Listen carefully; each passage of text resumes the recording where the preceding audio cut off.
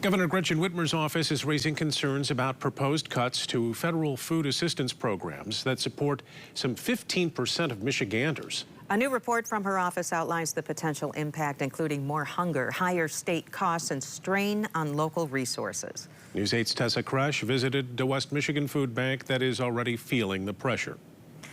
Right. Whitmer calls the proposed cuts to SNAP a threat to our communities and economy. Feeding America West Michigan tells me this isn't about parties or politics. It's about preparing to feed even more people when they say they're already stretched to their limit. At Feeding America West Michigan, it's busy. Staff and volunteers move thousands of pounds of food every day to meet a need that's never been greater. We're still seeing more people coming more often than we've ever seen in the history of our organization. Ken Estelle, the president, says he has experienced a 70% increase in demand for food over the past 4 years. A lot of people in our neighborhoods are needing help with food. The nonprofit distributes food to more than 800 partner organizations across 40 counties, including mobile pantries that make about 1,600 visits each year. But proposed changes to SNAP could put even more pressure on their operations. Running, close to our capacity of what we can do today. So we're nervous about more people coming as a result of these requirements changing.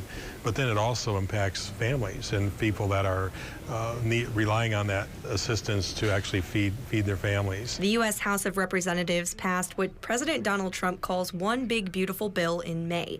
According to the state budget's office, the bill could cost Michigan $900 million and threaten benefits for many if it becomes a law. What we see is some additional requirements that could be in place or reductions in food assistance. Under the bill, more SNAP recipients would be required to work to qualify, including older adults and parents of school-aged children. If we saw a significant, quick increase in that need, that would certainly be challenging for us to deal with, given that we're already at that point. Estelle says this isn't about politics. It's about feeding people. We don't know what's going to happen.